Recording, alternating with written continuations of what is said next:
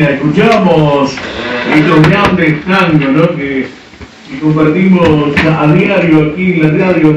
Hoy tenemos aquí con nosotros, le vamos a dar la bienvenida y muy buenas tardes, gracias por venir, Gastón. Hoy que vamos a hablar del 19640. Así es, estamos con Luis Roberto Moreno, que nos va a estar hablando un poco de esta ley tan importante para Tierra del Fuego, ¿no? Pero antes déjame decir de pato que respecto al incendio que estaba ocurriendo en el barrio Escondido, básicamente se trató de una garrafa que se habría prendido fuego y la misma gente pudo sofocarlo con extintores, así que no pasó a mayores. Así que bueno, le damos la bienvenida a Luis Roberto. ¿Cómo te va? Muchas gracias por venir y compartirnos todo tu saber, ¿no? Bueno, en primer lugar les agradezco la invitación. Siempre es muy importante colaborar en la medida de lo posible con los medios de comunicación, que son la base para realmente tomar conocimiento de lo que está pasando. Perfecto, Luis. No, gracias a vos por venir. Estamos también con Juan Cruz, estudiante de abogacía, igual que yo, y con Pato, que nos estás dando una mano con este bloque. Y queríamos que nos cuentes un poco, que le cuentes a la gente, ¿no? ¿De qué se trata esta 19640? ¿Cómo fue sus inicios? Si bien tiene una naturaleza soberana, ¿no? Queremos escuchar un poco más al respecto de esta ley tan importante para Tierra del Fuego. Bueno, en primer lugar, permítanme, antes de introducirme directamente sobre el contexto de lo que ha significado la ley 19640, en las circunstancias en que se tomó la decisión de impulsar una norma de características promocionales para la erradicación de población en Tierra del Fuego. Y en este sentido, yo lo que quiero dejar en claro que en la década del 70, digamos, estábamos reviviendo una reconfiguración del mundo en términos como los que periódicamente se suelen producir. Había un avance muy fuerte, fundamentalmente de Inglaterra, ya no solo teniendo en cuenta, digamos, las Islas Malvinas, sino propiamente dicho en el contexto geopolítico o en el teatro geopolítico donde está la Isla Malvinas. En ese momento la Guerra Fría avisoraba las posibilidades de un estrangulamiento, por ejemplo, del Canal de Panamá, con la importancia que tendría, digamos, el estrecho, el único estrecho vinculante que existiría entre la porción oriental y occidental del globo terráqueo, que sería en este caso el estrecho de Magallanes, y el lugar estratégico que ocupa la isla Malvinas. Entonces, en función de todo este tipo de consideraciones, más otras discusiones que había en ese momento, que se hablaba de que aquellos territorios menos poblados eran posibles, digamos, de un avance fundamentalmente de las potencias colonialistas, que en ese momento estaban disfrutando de una fuerza sobrecogedora. Y bueno, frente a esa circunstancia comienza a perfilarse a través de una serie de teóricos sobre la posibilidad de la instauración de un centro para el desarrollo industrial. ¿Por qué el desarrollo industrial? Porque podría haber sido otra cosa, porque el desarrollo industrial es lo que rápidamente permite la ocupación de mano de obra y la ocupación del suelo. Ustedes saben, digamos, como estudiantes de Derecho, el concepto del uti possedendi, la utilidad de la posesión, que sobre ese concepto se asienta fundamentalmente nuestros derechos soberanos de Malvinas y la resolución 1065, que es la que reivindica nuestros derechos. Pero también ese concepto de uti possedendi, que ha sido utilizado en reiteradas oportunidades por el imperialismo en su avance, para decir, bueno, si esta tierra no la están utilizando como debiera ser frente a la naturaleza y necesidad del mundo, ocupémosla. Entonces, en el caso de la Patagonia, ustedes lo habrán escuchado todo esto. Por supuesto, ahora pareciera un tema lejano, pero en ese momento era un tema extremadamente preocupante. Y sobre esas circunstancias comenzó a avanzar el concepto de la ley 19640. Sí. Perfecto, sí, respecto a lo que vos decías en cuanto a las tierras, estaría ocurriendo algo así como en los derechos reales, ¿no? En el término de la usucapión, en cuanto a que si no lo usa nadie y lo tengo yo durante tiempo, es mío, ¿no? Exactamente.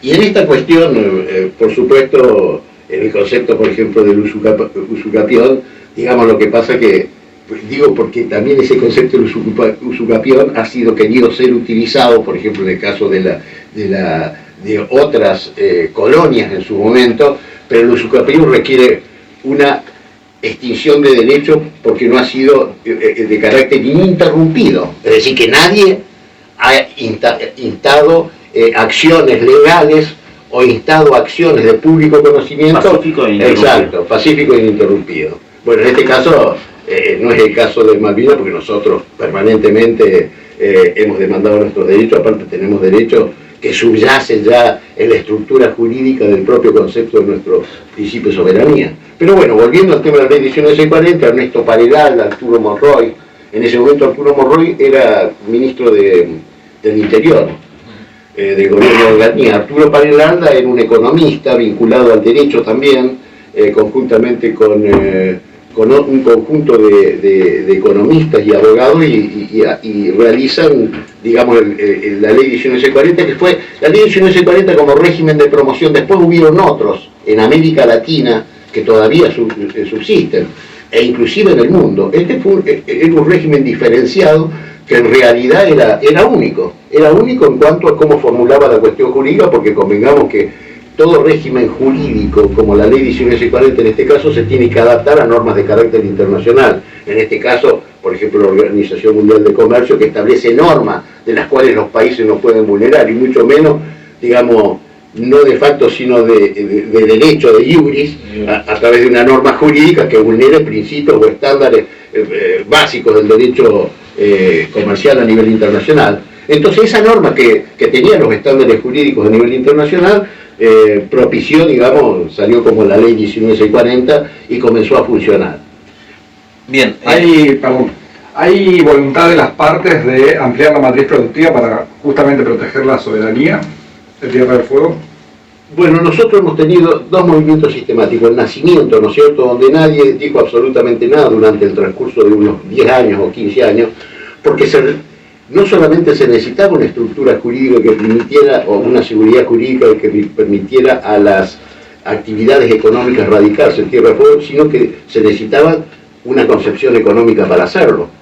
Porque si la concepción económica llegó 8 años después, por eso que en el transcurso del año 1972, que se da el nacimiento de la ley 1940, hasta el año 1977/78 no se produjeron asentamientos. ¿Por qué no se produjeron asentamientos? Porque no estaban dadas las condiciones macroeconómicas. Las condiciones macroeconómicas llegaron cuando en realidad se produce el desbarrancamiento de la actividad industrial, digamos, a nivel nacional, producto de fundamentalmente las políticas implementadas por por Martínez de Oz y todos ellos. Entonces, ese desbarrancamiento, hizo que muchas actividades que se estaban desarrollando primariamente, que por supuesto utilizaban un nivel de importación, pero que estaban radicadas en la provincia de Buenos Aires, se radicaron en Tierra del Fuego y comenzaron a utilizar el sistema promocional, las facilidades fiscales y promocionales que otorgaba el régimen, y se comenzaron a asentar, y rápidamente esto trajo inversiones hasta el punto que, el país no reconoce un crecimiento de su población de carácter exponencial como el que ha tenido Tierra del Fuego y particularmente Ushuaia, en cuanto a su crecimiento en términos interanuales. Nosotros hemos llegado a tener crecimiento interanual de 130 años por periodo censal, que es 10 años. Entonces esto no ha ocurrido nunca. Y el más próximo ha sido, por ejemplo, el movimiento poblacional que ha tenido Comodoro Rivadavia y la zona de influencia con el tema del petróleo en el año 1919. Pero bueno, esto fue lo que permitió el poblacionamiento de Tierra del Fuego, porque Tierra del Fuego al momento de la ley tenía aproximadamente 13.000 habitantes, y la composición de los 13.000 habitantes, el 60% eran extranjeros, básicamente chilenos, y descendientes directos de chilenos. Sí. Es decir, esta era la situación actual. Y por otra parte, teníamos una situación de despoblamiento de la Patagonia Austral. Es decir, estamos en una condición de extrema debilidad. La pregunta deberíamos hacerse si hoy estamos en condiciones de debilidad, porque yo he visto, por ejemplo, en el transcurso de esta semana han salido artículos que hablan, con una facilidad del costo de la ley 1940 y demás, cuando en realidad, permítame aclararlo en 2 palabras con respecto a eso, cuando hablan del costo fiscal de la ley 1940, en realidad se habla de impuestos no percibidos, no es costo, no es que el Estado Nacional esté poniéndole plata a la ley 1940. Está dejando de percibir, o sea que es una concepción o una elucubración contrafáctica, porque si no existiera la ley Tierra del Fuego y lo transformáramos esto en un análisis más concienzudo, llegaríamos a la conclusión que nos saldría más caro. Si no se fabricaron televisores en Tierra del Fuego, ¿no es cierto?, y este costo aproximadamente de 400 millones de dólares aproximado, lo que saldría en términos de lo que dejan de percibir. Y yo quisiera saber, cuando todos los argentinos vayamos a comprar al exterior, cuánto nos saldría. Entonces, bueno, entran a jugar todo este tipo de cosas. Acá hay embates muy fuertes con respecto a la ley 1940, y como dice el tango en la comparsita, el más tocado de todo, el tema más tocado de todo, la ley 1940, en cada oportunidad que quieran hacer un ajuste. Tal cual. Bueno, por ahí para explicarle a la gente, ¿no? ¿Qué es lo que contiene este régimen de la 1940? ¿Son beneficios? ¿No son beneficios? ¿Para quiénes? ¿Para quiénes no? Para que la gente entienda también de qué estamos hablando, ¿no? Perfecto. En primer lugar, es un régimen que ofrece beneficios fiscales directos. En este caso, por ejemplo, si uno estuviera en Buenos Aires, por decir un ejemplo, y quisiera fabricar una consola, tendría que importar los bienes y tendría que pagar aranceles de importación, y estaría sujeto a aranceles de importación. Los aranceles de importación son aranceles variables que varían según el tema de función. Lo que ingresa acá a Tierra del Fuego no paga 0 arancel de importación. Eso en primer lugar. Bien. Es decir, y esto es una facilidad importante, y tiene abierta la facilidad para incorporar insumos a la industria electrónica. En segundo lugar, no paga, o sea, hay un impuesto diferenciado, que es el impuesto del IVA, del impuesto al valor agregado, que se da como crédito fiscal. Es decir, yo, digamos, percibo el IVA, pero con esa percepción del IVA puedo pagar impuestos o obligaciones en el Estado Nacional.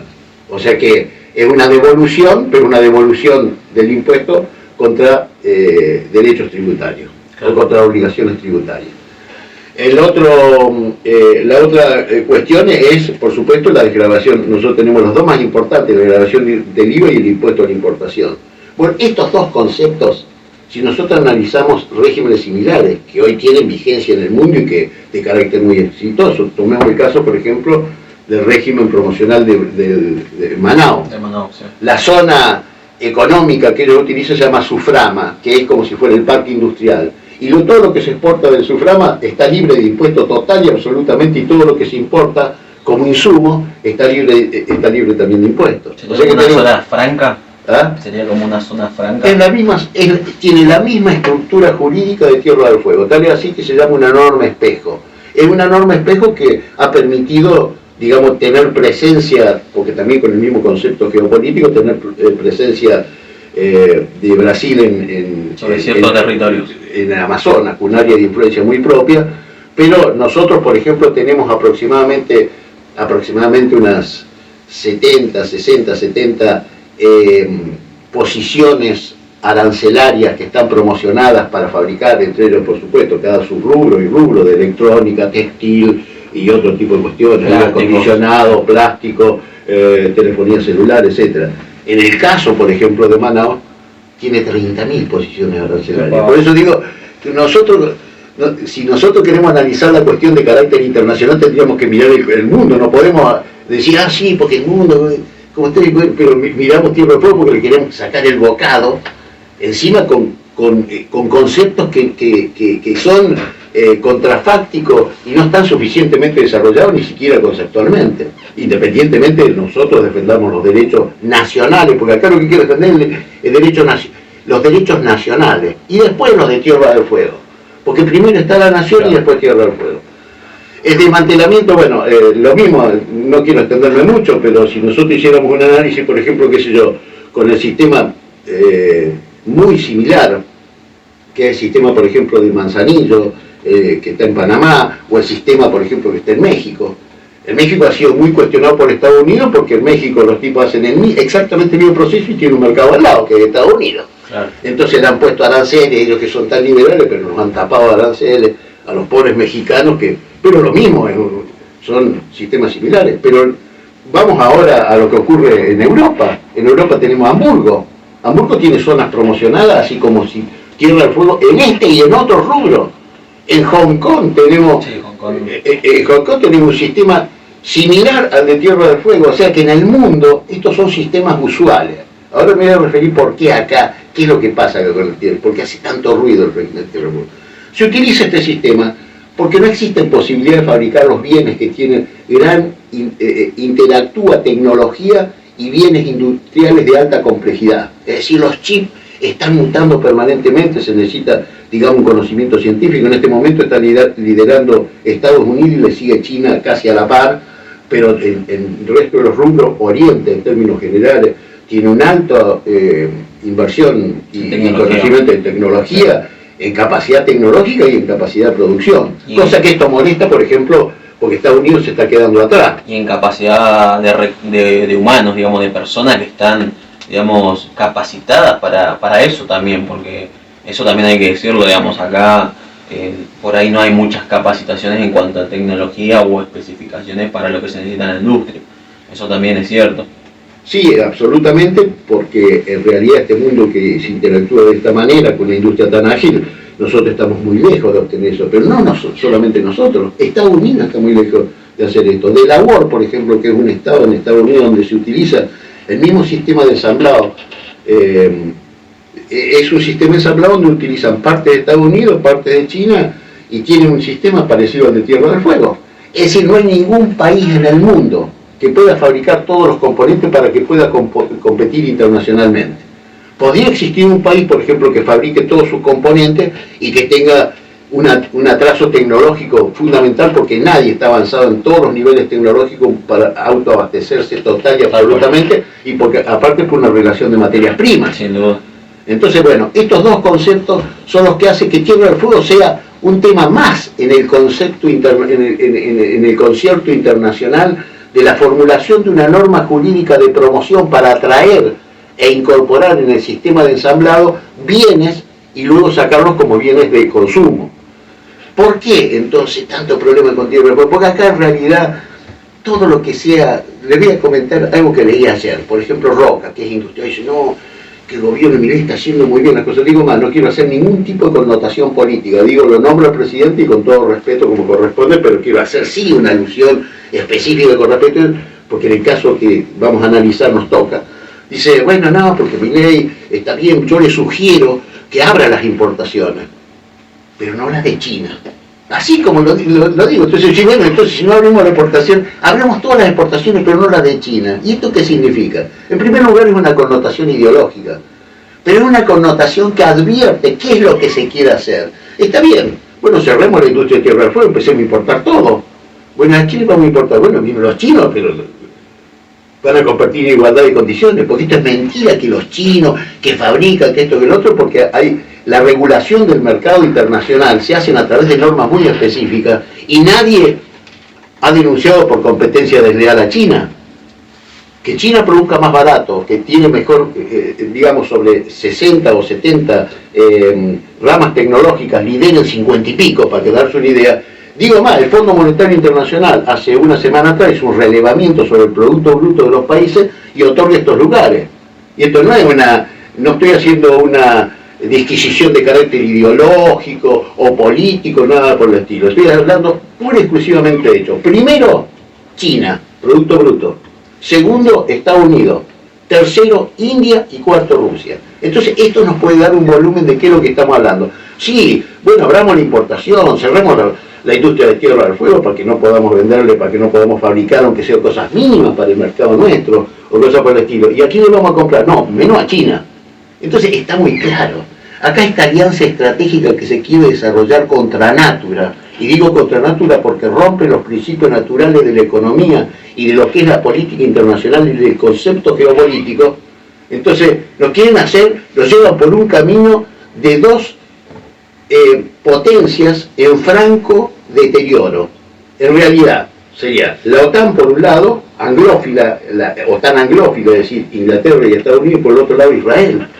Todo el mundo sabe que no solamente están perdiendo guerra y demás, sino que a su vez, y volviendo al tema geopolítico, yo voy a decir algo que posiblemente suene muy duro. La recuperación de Malvinas, nosotros lo vamos a obtener por el debilitamiento de Inglaterra y por el debilitamiento de la OTAN. No lo vamos a obtener de otra manera. Porque en derecho, digamos, fíjense una cosa, si Inglaterra llegó a tener 120 colonias, 35.000 millones de kilómetros cuadrados en el año, cuando esto de la Primera Guerra Mundial tenía, esa era la estructura centrista que tenía hegemónica que tenía Inglaterra, y era el principal dominador del mundo. Bueno, le seguía después Francia, Estados Unidos estaba tercero o cuarto porque Estados Unidos tiene otra forma de dominación. Bueno, y lo fue perdiendo. ¿Por qué lo fue perdiendo? Por debilidad propia, no por el derecho internacional. Por supuesto que el derecho internacional y mantener la presencia es como que uno está trabajando con artillería pero después tiene que ocupar la posición.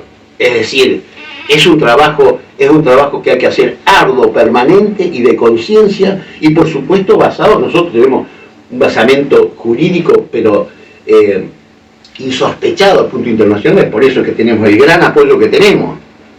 Bueno, pero esto, para llevarlo, digamos, a los hechos, necesitamos un peso específico de carácter de poder internacional que hoy no lo tenemos. Pero el debilitamiento se está dando, porque acá que a nadie le quepa la menor duda. Hay una reconfiguración del mundo donde, en primer lugar, si uno analiza la historia de la humanidad,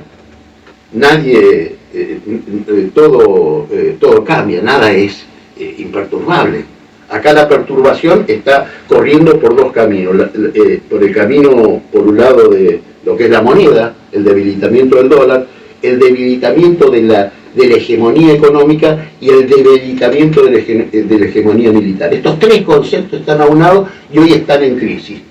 Por ejemplo, yo les voy a dar un ejemplo sencillo, y para que vean por qué este tema no se conversa, pues nosotros podemos hablar de un montón de cosas y demás, y le llevamos a la gente información, y lo que voy a decir, vuelvo a decir, yo siempre digo, corrobórenlo, no crean en lo que yo digo ni nada por el estilo. Así sacan sus propias conclusiones, porque no quiero que esto sea desmerecido por una cuestión sí, porque esta persona piensa. Yo en primer lugar voy a contar los hechos como son, y después que cada uno saque sus propias conclusiones. Nosotros tenemos una guerra hoy muy desarrollada en el mundo, que es la guerra Ucrania-Rusia. Cuando empezó todo esto, si no, porque la OTAN utilizó como un país proxy a Ucrania para debilitarlo a Rusia, y aparte porque Rusia es está considerado entre los tres países que tienen más materias primas. Es el bocado más apetitoso que puede haber para el hegemonismo a nivel internacional. Bueno, cuando empezó esto, si no, porque vamos a ganar la guerra, desapareció el tema de los diarios. Ustedes lo ven en los diarios. ¿Saben cuántos bajas en combate hay? 1.400.000 bajas. La guerra más grande que tuvo. Me hace acordar a Vietnam. Lo que pasa es que Vietnam en ese momento, cuando fue Vietnam, Estados Unidos ganaba la guerra, esto y el otro, y al final la terminó perdiendo. Pero empezó a desaparecer en los diarios. Lo que pasa que, como en ese momento lo que estaba en juego eran vidas norteamericanas, el pueblo estadounidense se levantó y lo que pasó. Bueno, acá estamos viendo, y todo con el apoyo de la OTAN. No es la guerra Rusia-Ucrania, es la guerra Rusia-OTAN. Ese debilitamiento es tan importante para nuestra recuperación sobre los derechos de Malvinas. El caso de Chagos, por ejemplo, ha sido producto de una debilidad de Estados Unidos, sin embargo, sería el hegemón norteamericano-inglés, pero a grandes rasgos esto fue producto de una situación de debilitamiento. De todas maneras, no es una garantía absoluta, porque es una concesión de independencia de baja intensidad, para llamarlo de alguna manera, porque acá lo que estamos hablando en el caso de Chagos es que hay una concesión forzada por el transcurso de 100 años, y todo el mundo sabe que 100 años no dura un proceso histórico de ninguna naturaleza, son ciclos que ya en 100 años ya va a haber pasado 2 o 3 ciclos más de nuestra historia universal. Bueno, discúlpeme que por ahí... No, está bien. Pero... Bien, yo te quería hacer dos preguntas. Sí, una, claro. ¿qué sucede si se da el desmantelamiento? ¿Cómo afecta al vecino de la ciudad y de Tierra del Fuego? ¿Qué políticas se están tomando a nivel provincial y nacional? Y también tenía entendido que se creó un fondo de matriz para la ampliación de la matriz productiva. Sí. Bueno, el primer punto era cómo impactaría. En primer lugar, volveríamos a una economía pastoril. Una economía pastoril, para definirla así, porque no tendríamos, para subsistir, tendríamos el campo y tendríamos el turismo. Esto significaría una caída. En este momento, por ejemplo, la actividad industrial en todas sus ramas está dando 11.000 puestos de trabajo. 11.000 puestos de trabajo que a su vez nosotros lo llamamos de manera derivada, y estamos hablando del 35-40% del empleo privado en Tierra del Fuego. Y algunos dirán, sí, pero no quedan los empleos públicos. No quedarían los empleos públicos. La caída de la recaudación, claro, la caída inclusive de la utilización de los servicios, porque ¿qué iría a hacer esa gente que se queda sin laburo? Se tendría que volver a sus lugares de origen. Ya algunos proyectos hablan de que sí, pero podríamos dar de baja la ley de 1940, que nosotros necesitamos más dólares para pagar la deuda externa. Este es el fin de la cuestión.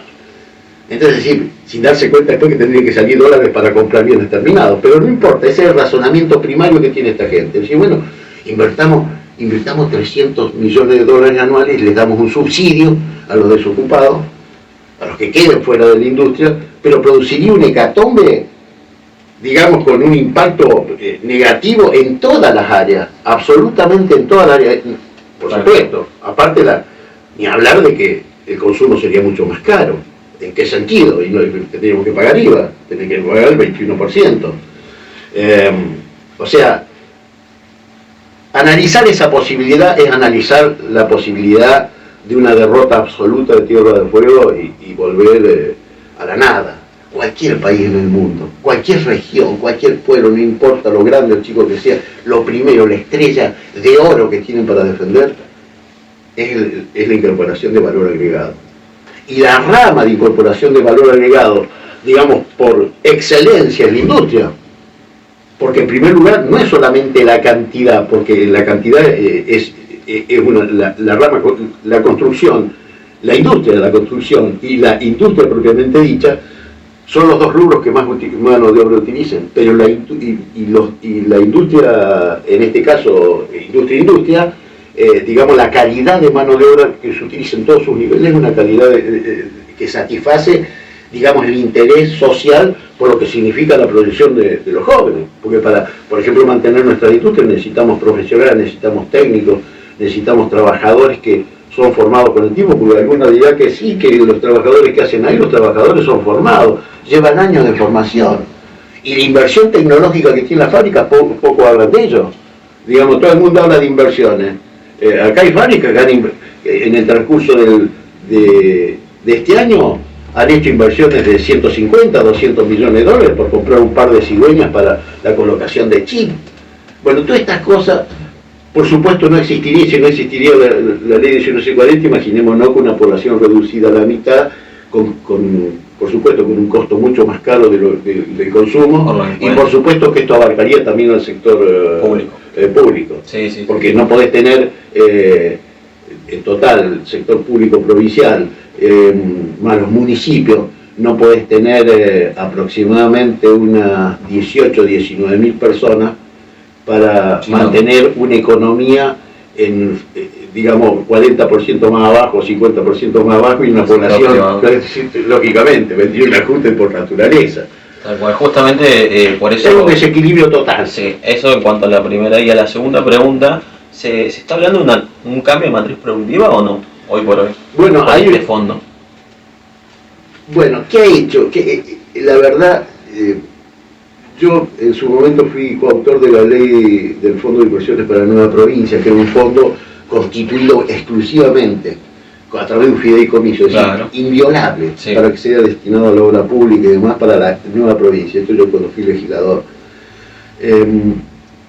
Este fondo, inclusive yo escribí bastante sobre esto, y en realidad, como si hubieran adivinado mis intenciones, había este fondo que por supuesto yo aplaudía hasta con los pies, porque es importante.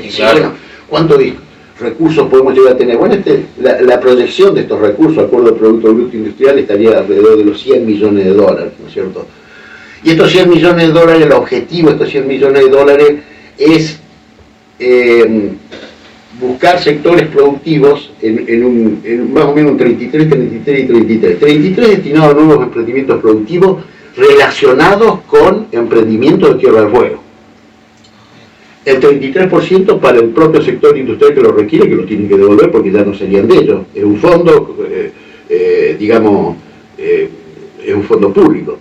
Y el tercer 30% es para inversiones que requiera, para inversiones, no para gastos improductivos, para inversiones que puede ser para el sector público, puede ser municipal o provincial. Y estamos hablando de 100 millones de dólares anuales, lo que significa que la proyección de la vigencia del fondo sería aproximadamente de unos 1.000 millones de dólares en toda su proyección, que es muchísima plata. Pero ¿qué ha pasado con esto?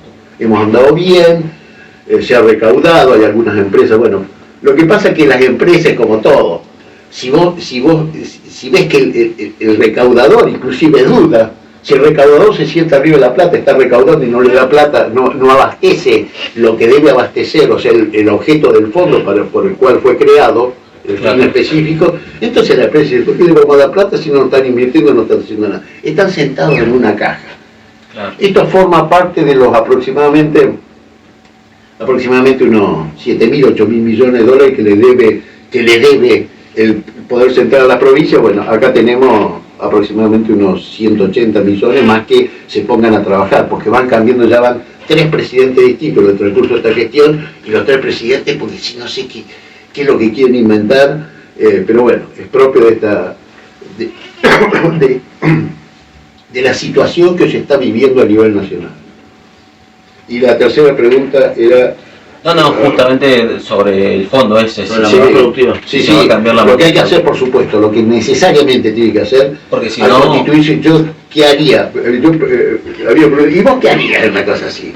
Yo, como gobernador, llamaría a los presidentes de los 3 bloques legislativos, incluyendo los de la Libertad Avanza, que son de la matriz del gobierno nacional, me iría y me sentaría allá y les haría un escándalo. Decía, escuchame una cosa, ¿por qué no está sentado arriba de mi plata? Nosotros necesitamos esta plata para desarrollar infraestructura al sector público, para desarrollar proyectos industriales de gente de Tierra del Fuego que tiene cifradas expectativas y basada en una ley, tuvieron que poner plata y demás para hacer un proyecto y llevarlo a una mesa que tiene aprobación, y el sector industrial. Pero lo que más me preocupa son los proyectos de los fueguinos y el proyecto, digamos, de la obra pública. Esto yo me sentaría, yo creo que, yo siempre digo que el problema de la política es que me parece que toman demasiado café juntos. Acá por supuesto que es lindo tomar café, pero no demasiado juntos. Tiene que haber límites. Pero nosotros cuando votamos a alguien, digamos, lo votamos para que nos defienda.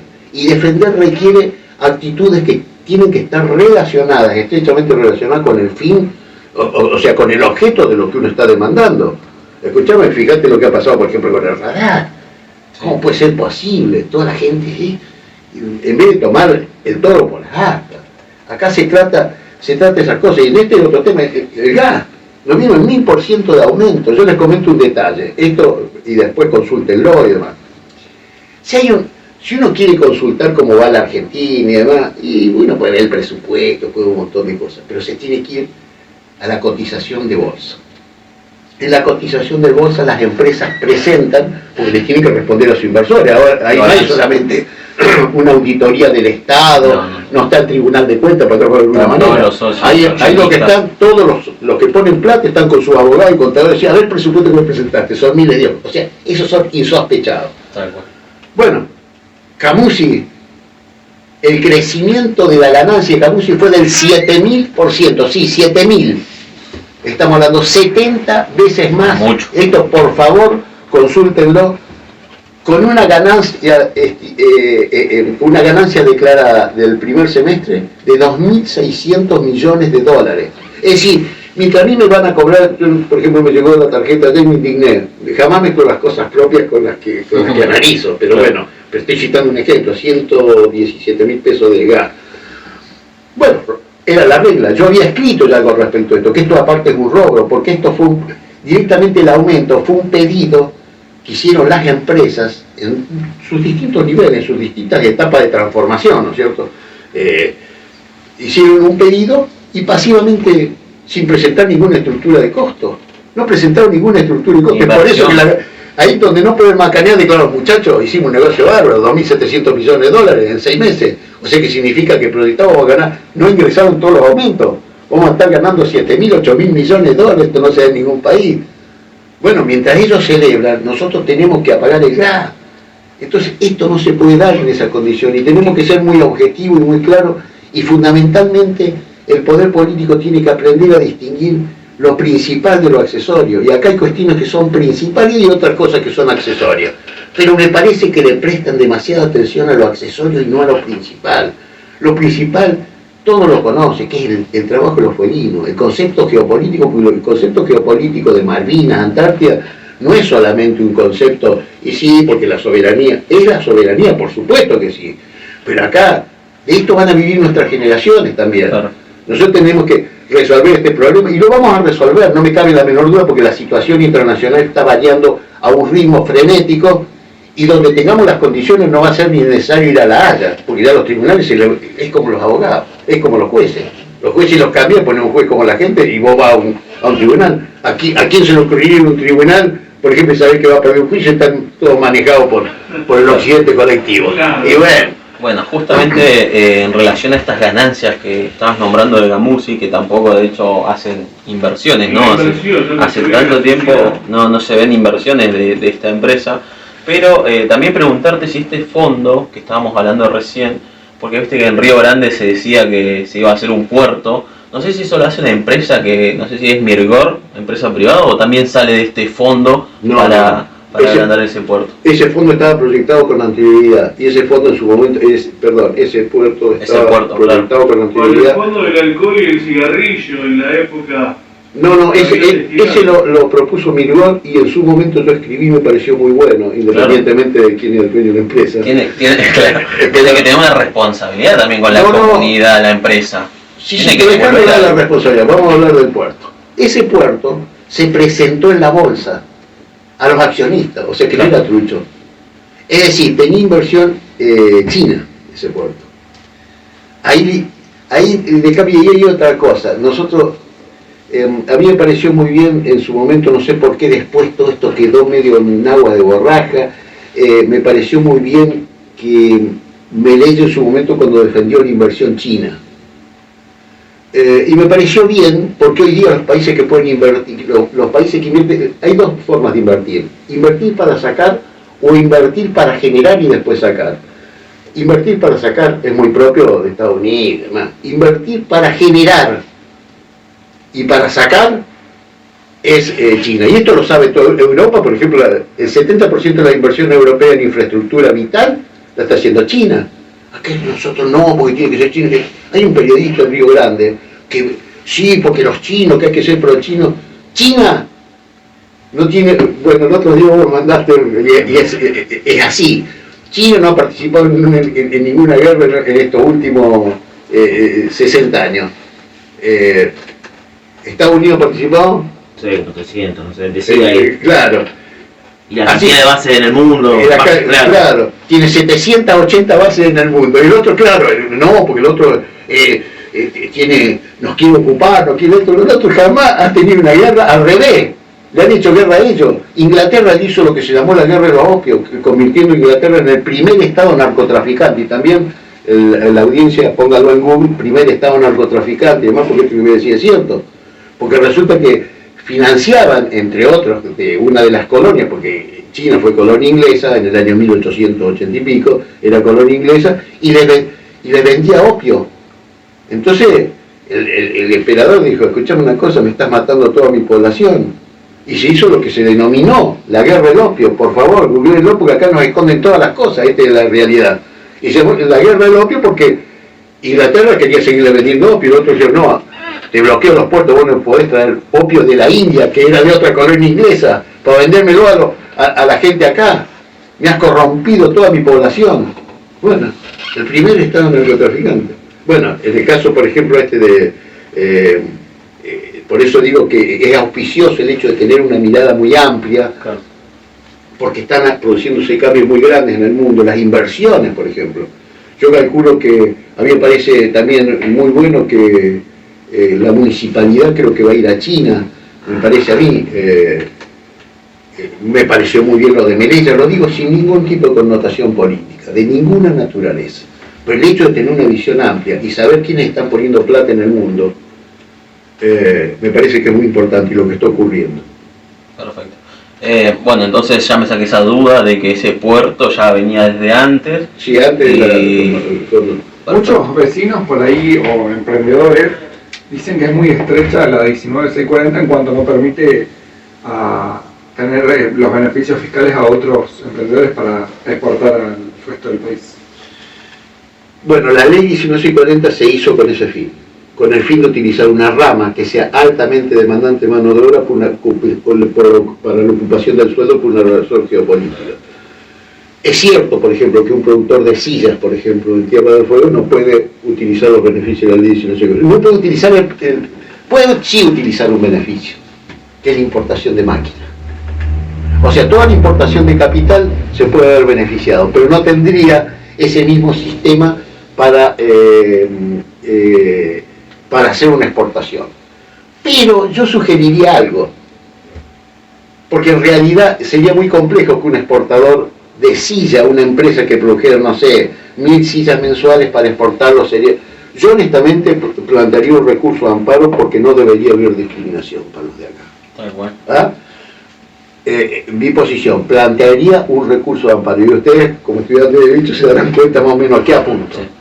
Pero lo haría a través de las cámaras, a través de la Cámara de Madrid, plantearía un recurso de amparo e inclusive lo llevaría hasta la Corte si es posible. Ya sé lo que van a responder ellos, que no está dentro de la ley 1940. La ley 1940 no dice qué ramas deben ser, qué ramas deben ser subsidiadas, que es lo que se denomina el régimen tabulario de la ley 1940, que está el listado de actividades. Pero yo creo que la ampliación es posible en el marco de la ley 1940, no es necesario modificar la ley 1940. Ampliarla, tal cual. Es modificar el subrégimen, es decir, todo lo que reglamenta, digamos, los beneficios. Perfecto. ¿Alguna otra pregunta? También se habla como que cómo fue el tema de las textiles en el último tiempo. Pues habla que fueron bastante perjudicados en los últimos años. Bueno, las textiles es un caso muy particular. Las textiles, en primer lugar, porque hay textiles que están radicados en su momento. El principal embate que había sobre la ley 1940 era sobre las textiles. Estoy hablando de la década del 80. Me acuerdo Mobaré, que era el presidente de la Cámara Textil a nivel nacional, estaba total y absolutamente en contra porque hay telas que se fabrican en Argentina y demás. Entonces, siempre se mantuvo pendiente en eso, distinto a la cuestión electrónica, porque la cuestión electrónica nada se fabrica acá, es todo con insumo. Si vas a traer insumo y lo vas a meter en la provincia de Buenos Aires, o traer insumo y lo metés acá. En cualquier lugar que se fabrique va a ser con insumo como en cualquier lugar del mundo. En el caso de la textil había fabricación propia. Entonces éramos débiles desde el punto de vista jurídico, inclusive, analizarlo de acuerdo al texto de la ley 1940. De todas maneras quedó. Y yo sino que la principal base sobre la cual se sustentan las industrias que hoy están radicadas a nivel textil es que tienen un derecho adquirido. Es decir, son empresas que vienen desde hace muchos años y demás. Y por supuesto que las han querido molestar o correr, si se quiere, restringiéndole algunos derechos, así diciéndole el subrégimen, decir, bueno, damos tales derechos, pero exceptuando a la industria textil.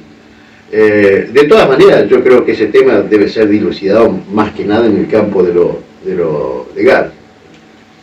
Y mi última pregunta por ahí es, ¿cómo lo ve a la ampliación del régimen en cuanto al sector de servicios profesionales y al sector de turístico hotelero? Bueno, el tema de los servicios profesionales lo veo muy bien en determinadas ramas que hacen a el sobrepaso de frontera del servicio profesional. ¿Qué significa el sobrepaso de frontera del servicio profesional? Que si yo tengo instalada una empresa acá de servicios profesionales, por ejemplo tecnológicos, inclusive legales, inclusive de marketing, inclusive de digitalización, inclusive de todo eso, son servicios que trascienden Tierra del Fuego y decir, bueno, nosotros estamos disfrutando un beneficio, nosotros nos pagamos IVA, nos pagamos esto, lo otro, importamos también, si vos querés importar, no sé, digamos un equipo informático de alta gama y demás, y lo podés importar, no paga digamos, tasa estadística, ni importación, ni nada por el estilo. Es decir, lo que quedaría es sobre la facturación del servicio. Claro. Y si vos facultás, bueno, tendría que... En realidad, esto técnicamente, el punto fiscal sería dónde se realiza la actividad. La actividad se radica en Tierra del Fuego. Entonces, el sujeto tributario es la persona que está radicada en Tierra del Fuego y debería estar libre de impuestos para tributar ejerciendo tareas profesionales, ya sea, no sé, para otro país o para Buenos Aires. Sí, yo lo que veo... La otra persona cuando tiene, porque la otra persona, la que te tiene que remitir la factura, tendría que remitir una factura igual, una factura X sería. Pero bueno, esto también es una discusión Sí, legal, sí, porque sí. esto es nuevo. Tal cual. Yo lo que decía es, por ejemplo, en ese sentido, adhiero porque la actividad se realiza acá, pero por ahí el hecho imponible se disfruta en otro lugar, digamos. Entiendo lo que yo había entendido por las distintas clases que tuvimos, que como el hecho imponible se disfruta en otro lugar, también deberías pagar esos impuestos. Así que eso es una de las discusiones que se dio como otra mirada en derecho tributario. Es como que te lo pueden justificar por ese lado, digamos. Si bien vos realizaste la actividad acá, los beneficios se generan en otro lugar que no están exentos de impuestos. Entonces debería tributar por ese servicio. Pero bueno, es una de las discusiones que tuvimos en ese entonces, en ese momento, cómo te lo pueden justificar, por ejemplo, Mira, para que vos tributes, ¿no? acá analicemos la ley 1840 de la perspectiva de la industria. O sea, ¿cuál es el hecho imponible? Es cuando vos vendés el producto en Buenos Aires. Claro. ¿Por qué no Entra pagamos? al continente, sí. Claro. ¿Y por qué no? ¿Por qué hay por qué hay un beneficio fiscal sobre el IVA? Esa es la pregunta. Entonces, es decir, ¿qué diferencia hay? Porque en realidad, por eso digo, es contrafáctico. Sí. Si yo te doy a vos un asesoramiento, por ejemplo, con respecto al tema de hacer un videojuego que va a facturar miles de millones de dólares y va a estar en Buenos Aires, pero la razón, la facturación deviene directamente de esto, no deviene de que vos tenés montada toda una industria, deviene directamente de esto. Da para discutir. Da para discutir, Sí. y es un tema de todo lo que es fiscal y demás, son temas Delicado, sí. delicados porque hay muchos intereses en juego. Perfecto. Bueno, muchísimas gracias Roberto por tenerte acá y explicarle al vecino también de lo que se trata la edición 640. No sé si querés dejar tu último mensaje para los que te están escuchando en este momento. Bueno, yo tendría tantos mensajes para dejar que podría estar toda la tarde. Sí, sí. Pero yo creo que mi principal mensaje es simplemente decirle que tenemos que tomar conciencia y que cada uno modestamente, no digo que todos los ciudadanos tengan que ser ciudadanos, pero tenemos que, yo estoy viendo mucho en las redes, mucho macanismo, mucha mentira, mucho revuelto, y le voy a comentar rápidamente, yo siempre lo digo de esta manera, porque digo, imagínense por ejemplo que una persona dice, yo amo los perros, y de pronto le llega, no sé, hay campaña, y el que está haciendo la campaña a través de la inteligencia artificial te dice, viste que fulano de tal tenía perros en su casa y los mataba. Entonces, ¿sí? ¿Por qué me llega esta información? El tipo no sabe, viste que votó en contra de la ley de defensa. Entonces lo atosigan y le van conduciendo el pensamiento. Sí. Es por eso digo que corroboren, digamos, que cultiven el pensamiento libre en forma de cómo les llega la comunicación, porque estamos llenos de mentiras. No hay democracia posible si se tergiversa la verdad, porque se rompe el contrato. El contrato es cognoscitivo fundamentalmente. Yo voto a alguien porque conozco, ahora si todo está basado en base de mentiras, y penalizaría, y le diría a los diputados, a los senadores, inclusive a la gente acá de Tierra del Fuego que está en política, de que traten de buscar una penalización muy fuerte con respecto al tema de la utilización de la mentira de manera sistemática para ocultar lo que ocurre o para deformar la realidad. Nosotros no puede andar un ciudadano entre los escombros de todo lo que le brinda buscando la verdad. Claro. Por eso yo a todo el mundo lo que digo pues, suele ser impactante, no porque no sea cierto, sino porque no lo conocen. Claro. No lo conocen porque se lo esconden. Esto, por ejemplo, que dije Gamucio, el tema de la guerra de la OTAN versus Rusia, o infinidad de cosas más. Entonces, hay que... Porque yo veo muchos memes que son hasta muy agresivos y lo repiten y le dicen que son cosas absurdas, que no es necesario tampoco mucha inteligencia para darse cuenta. Entonces busquemos eso, porque defender lo nuestro, defender la familia, defender la democracia y defender la institucionalidad es defender la verdad. Así que bueno, gracias por todo. Muchísimas gracias.